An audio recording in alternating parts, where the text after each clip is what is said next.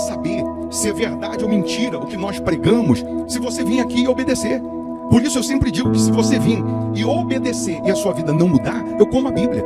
Eu rasgo a Bíblia e vou servir o diabo. É isso mesmo. Porque a minha inteligência se recusa a aceitar, crer numa palavra que fica só no papel.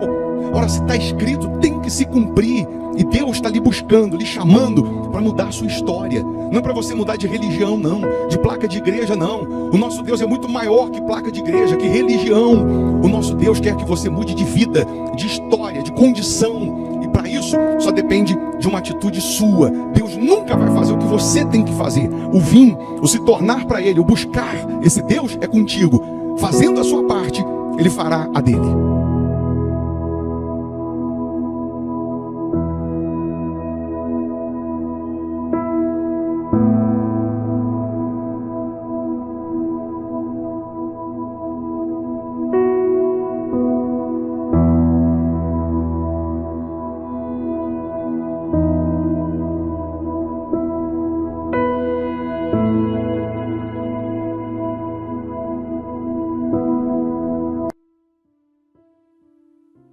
Muito bom dia, que Deus abençoe essa segunda-feira, dia 8 de setembro. Que seja uma segunda-feira de portas abertas, de independência em todas as áreas da sua vida. Ontem foi o dia da independência, não foi? Então que essa segunda-feira seja a sua independência financeira, que portas sejam abertas, que milagres aconteçam na sua vida. Prepara um copo com água, eu estou lhe convidando para uma oração, para uma prece.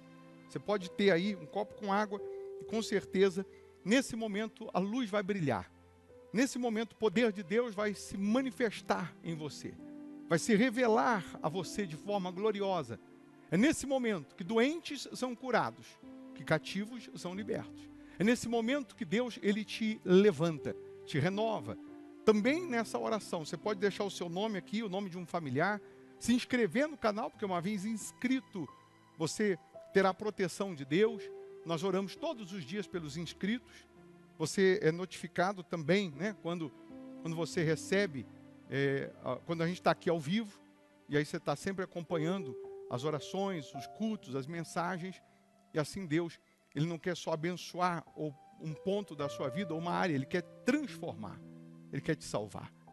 Nós estamos aqui em Belo Horizonte, Minas Gerais, na Igreja Hospital da Alma, que fica na Avenida Amazonas, 1744, esquina com Araguari. Hoje, segunda-feira, é justamente um dia que nós clamamos, oramos pela vida financeira.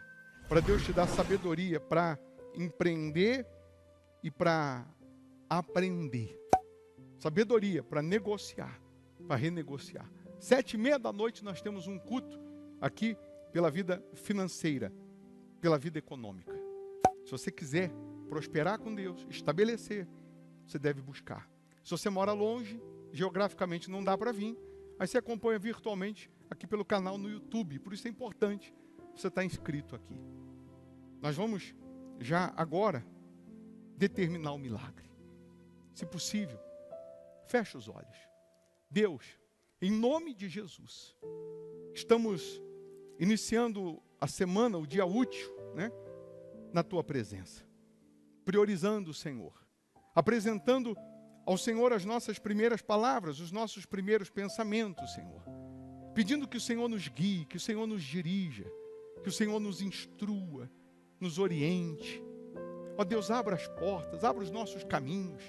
Quantas pessoas aqui vivendo o avesso da vida, gemendo, sofrendo, padecendo, precisando de socorro urgente.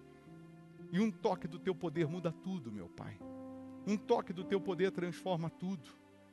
Então toca, cura, liberta, transforma, salva essa pessoa.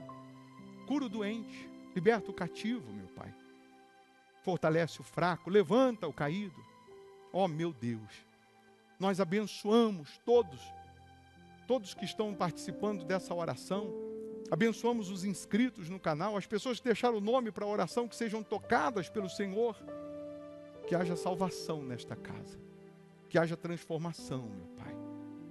Nós entregamos esse dia nas Tuas mãos, essa semana nas Tuas mãos. Que seja de novidades, de portas abertas, que seja de realizações, meu Pai. Meu Deus, toca nessa família.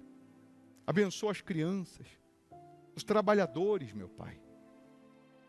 Toca de tal maneira que se tem alguém doente, seja curado. Que a dor desapareça. A água que ela preparou, que seja consagrada, e ao beber dessa água, que essa pessoa receba vida. Em nome de Jesus. E se porventura tem um mal atuando na vida dessas pessoas, eu ordeno agora, todo o mal, em nome de Jesus, sai agora. Seja livre, seja curado agora, seja liberto agora. Receba a força de Deus. Você que crê, respira fundo. Receba paz. Receba vida. Em nome de Jesus. E se você crê, diga amém. E graças a Deus. Beba da água crendo no sobrenatural. Eu vou deixar uma sugestão de pregação, de palavra, para você se fortalecer mais em Deus. Quanto mais você se envolve com Deus, mais parecido com Ele você fica. Você vai ouvir essa mensagem. 7h30 da noite nós vamos estar aqui. Belo Horizonte, Avenida Amazonas, 1744, Igreja Hospital da Alma. Quem não dá para vir, porque geograficamente mora longe, aí você participa virtualmente. Tá bom? Pelo canal no YouTube. Deus abençoe. Bom dia. Abre aí sua Bíblia, se você tem, Gênesis 37, versículo 1. Só para você saber se você é escolhido ou não. Gênesis 37, versículo 1.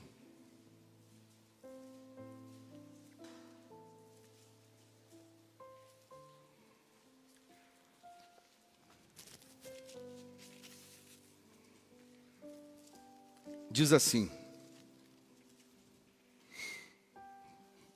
E Jacó habitou na terra das peregrinações de seu pai, na terra de Canaã. Estas são as gerações de Jacó. Sendo José, filho de Jacó, né? Sendo José, de quantos anos? De 17 anos, apacentava as ovelhas com seus irmãos, sendo ainda jovem, andava com os filhos de Bila e com os filhos de Zilpa, mulheres de seu pai, e José trazia más notícias deles a seu pai. E Israel, que é o Jacó, que é o pai, e Israel amava a José mais do que a todos os seus filhos, porque era filho da sua velhice, e fez-lhe uma túnica de várias cores. Numa outra versão da Bíblia vai dizer que Jacó fez para José uma túnica colorida de mangas compridas. Vendo, pois, seus irmãos que seu pai o amava mais do que a todos eles, odiaram-no e não podiam falar com ele pacificamente. Teve José um sonho que contou a seus irmãos e por isso o odiaram ainda mais. Os irmãos de José, só para você entender, José, ele era o filho da velhice de Jacó, com Raquel, e Jacó amava mais a José, porque era o filho da velhice. Jacó vai e faz uma túnica colorida de mangas compridas e dá de presente para José aos 17 anos de José. Qual o problema da túnica colorida de mangas compridas? Só usava túnica colorida de mangas compridas naquela época o rei ou quem era sacerdote. Agora o pai de José dá uma túnica colorida para ele. Quando os irmãos de José viram que ele ganhou essa túnica colorida de mangas compridas, a Bíblia diz que eles já não tratavam mais ou já não podiam falar com ele pacificamente. A Bíblia vai dizer que quando José recebe a túnica do pai, os irmãos passam a odiar José. Quando José conta o sonho que teve, os irmãos vão odiar ou odiá-lo ainda mais. Mas os irmãos começam a odiar José porque ele recebe uma túnica colorida de mangas compridas. Eu queria que você entendesse a diferença. Eu queria que você compreendesse, imagina agora, vamos nos transportar lá para a casa de Jacó. São 12 filhos, 12 irmãos. E os 11 irmãos, nenhum tem uma túnica colorida de mangas compridas. Todos eles têm uma túnica, que é uma capa como essa. Ou é cavado, ou é até o cotovelo, porque era para trabalhar no campo, era para trabalhar na roça. Manga comprida vai atrapalhar. Uma túnica colorida, ela destaca. Uma túnica colorida era como se fosse, para você entender, uma roupa de gala, de festa. Quem que vai usar uma roupa de festa para trabalhar no dia a dia? Quem que vai usar uma roupa nova, caríssima, porque era caro, para trabalhar no dia a dia? Mas o pai deu para Jacó, para José. Foi o pai que deu para José. Não foi José que pediu. Não foi José que implorou para o pai dar. Quando os irmãos viram que José ganhou aquela túnica colorida, eles ficaram revoltados, eles começaram a odiar José, eles começaram a pensar que José queria mandar neles, que José iria ser o que ia sentar na cadeira de Jacó. E quem sentaria na cadeira de Jacó era Rúben, que era o mais velho, que era o primogênito. Quando José conta o sonho e diz que viu que o feixe que ele viu no sonho dele era muito maior do que dos seus irmãos, os irmãos interpretam o sonho da maneira que eles querem, e eles acham que José quer mandar neles, e por conta dessa túnica, agora eles vão odiar José. Quando, bispo, que eu sei que eu sou um escolhido, porque Deus te deu uma túnica. A túnica colorida, de mangas compridas, é a promessa de Deus. E toda pessoa que Deus tem uma promessa, ela vai se destacar. E prego que se desponta leva martelada, árvore que dá fruto vai levar pedrada. Toda pessoa que tem a promessa de Deus, ela se destaca no meio dos seus irmãos. E porque ela é destaque, porque ela se destaca, por que ela tem esse destaque? Porque ela tem a promessa. E porque ela tem a promessa, o diabo vai criar situações, o diabo vai usar pessoas para tentar roubar a túnica, roubar a promessa. O diabo vai trabalhar usando coisas e pessoas para tentar te tirar a promessa. Mas eu preciso dizer para você que os irmãos de José traíram José. Os irmãos de José jogaram ele numa cisterna, arrancaram a túnica de José, jogaram ele num buraco. Eu imagino os irmãos que agora roubaram a túnica dele, tentam vestir a túnica fica curta para um, não entra em outra. Eles estão tentando vestir a túnica colorida, e a túnica não cabe em ninguém, porque a túnica foi feita sob medida. A promessa que Deus tem para você não cabe em mais ninguém, é para você. O que Deus preparou para você, a túnica que Ele colocou em você, a promessa que Deus colocou em você não cabe em ninguém mais. Não adianta outros ou pessoas quererem roubar essa promessa, essa sua túnica, porque ela só vai caber em você, ela só vai servir em você, ela não vai servir em mais ninguém. Aí os irmãos jogam ele numa cisterna, vendem ele como escravo para o Egito, pegam a túnica de José, mancham com sangue, matam um cabrito, mancham com sangue de cabrito, rasgam e levam para o pai, e diz para o pai: nós achamos no meio do pasto, acho que uma fera matou José, a túnica é dele. O pai reconhece, porque foi o pai que fez a túnica é de José, a túnica é verdadeira, mas o sangue é falso. Mancharam aquela túnica com sangue. Ainda que alguém roube a sua túnica, tente tirar a sua túnica, ainda que alguém tente te jogar numa cisterna, ainda que alguém tente manchar a sua vida, manchar a sua integridade com Deus, se você tem a promessa, você vai continuar se destacando mesmo sem a capa. Porque agora levaram a capa, levaram a túnica, mas a túnica já está dentro, a promessa já está dentro. A promessa já está nele. Então agora onde ele for, ou para onde ele for, onde ele estiver, a promessa está com ele, Deus está com ele. Levam ele para o Egito. Ele é vendido para a casa de Potifar. Potifar é o segundo homem do Egito, é o comandante da guarda, compra José. José vai ficar 11 anos na casa de Potifar. E na casa de Potifar a Bíblia diz que onde ele coloca a mão prospera, o que ele faz prospera. Porque quem tem a promessa, onde ele vai, a promessa está com ele.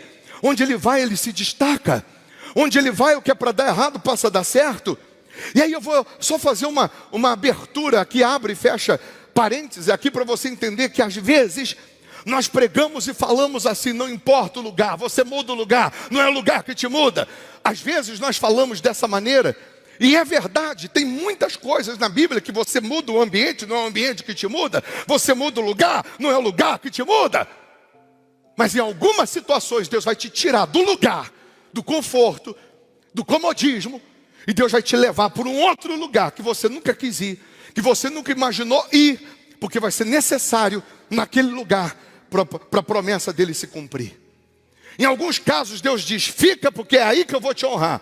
Em outros casos, Deus vai te tirar do seu conforto e vai te levar para um outro lugar, para te honrar de uma maneira sobrenatural.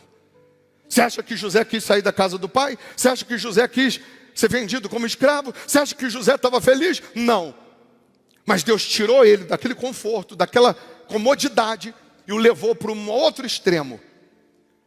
Lá, mais uma vez, 11 anos, você já conhece a história de José, tem filme de José. E não é José do Egito, é José no Egito, porque ele não era do Egito. A esposa de Potifar arma presepada para José, calunia ele, mancha mais uma vez a túnica dele. E agora ele vai preso e fica 2 anos preso. Na prisão ele revela o sonho do copeiro e do padeiro. Quando ele chega na prisão, o carcereiro dá a chave da prisão para ele. Você vai me ajudar aqui a organizar. Porque quem tem a promessa, onde ele vai, ele se destaca. Você não vai ver em momento algum, nenhum momento das fases de José, ele blasfemando contra Deus. Você não vai ver em nenhuma fase de José, ele dizendo que Deus não está respondendo, que Deus não está vendo.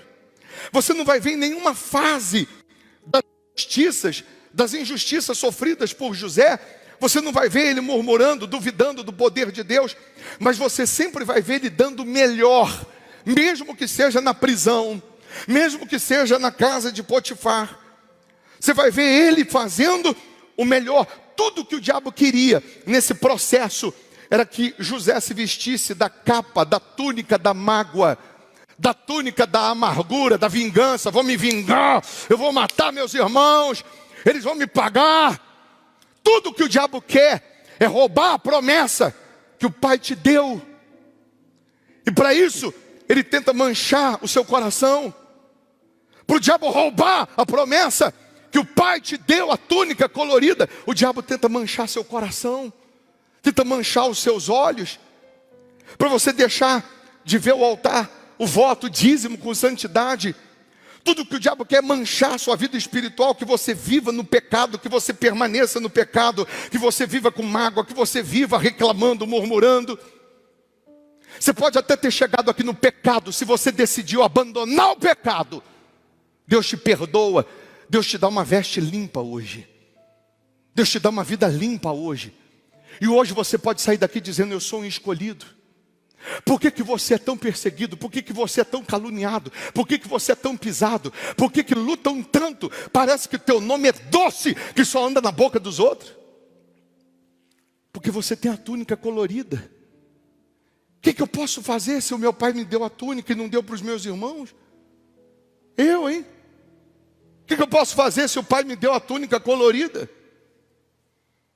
O pai me deu a túnica. O pai me deu a promessa. José, o copeiro, fala assim para ele, eu tive um sonho essa noite, sonhei 3 cachos de uva, eu espremia, Faraó tinha uma taça na mão, e José falou, pode parar, 3 cachos de uva são 3 dias que você, são 3 dias mais que você vai ficar aqui, dentro de 3 dias o Faraó vai mandar te soltar, dentro de 3 dias você vai voltar a servir Faraó. Aí o padeiro aproveitou o gancho e falou, eu também tive um sonho, sonhei com um cesto na minha cabeça, as aves vinham, e José falou, pode parar. 3 dias o Faraó vai mandar te matar também.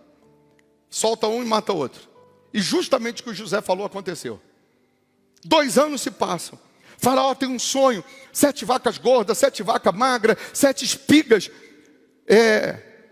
robustas de milho, 7 espigas mirradas.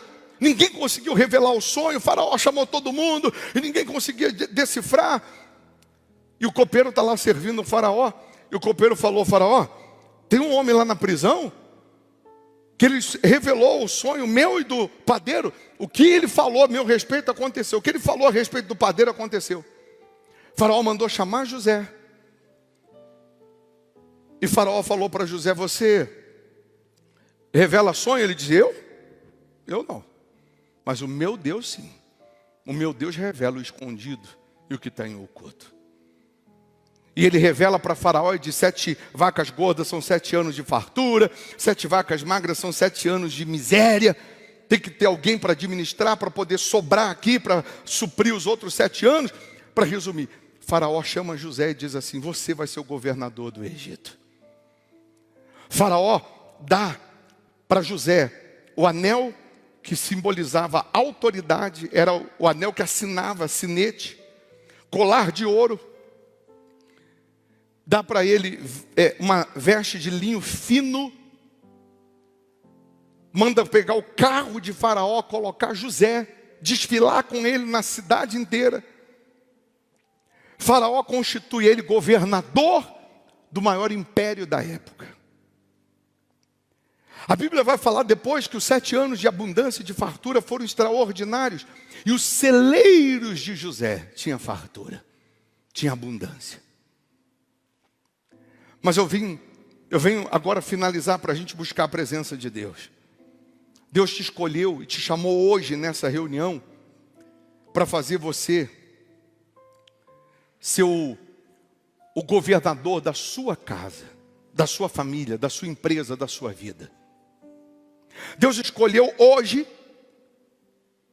para te tirar da cisterna, para te tirar da prisão, para te tirar dessas fases de humilhação, de sofrimento, para você ser o governador da sua casa, o governador da sua vida,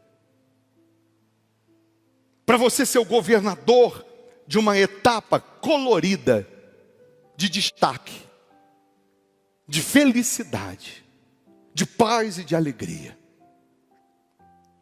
Assim como José, 17 anos, no mesmo ano que ele ganha a capa colorida, ele perde a capa. No mesmo ano que ele ganha a túnica, ele é jogado na cisterna e vendido escravo.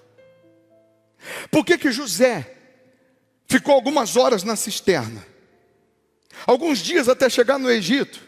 11 anos na casa de Potifar e mais 2 na prisão, dá 13 anos. Porque ele assume como governador com 30 anos de idade. Por que ele suportou, superou, por que ele aguentou aqueles 13 anos de sofrimento?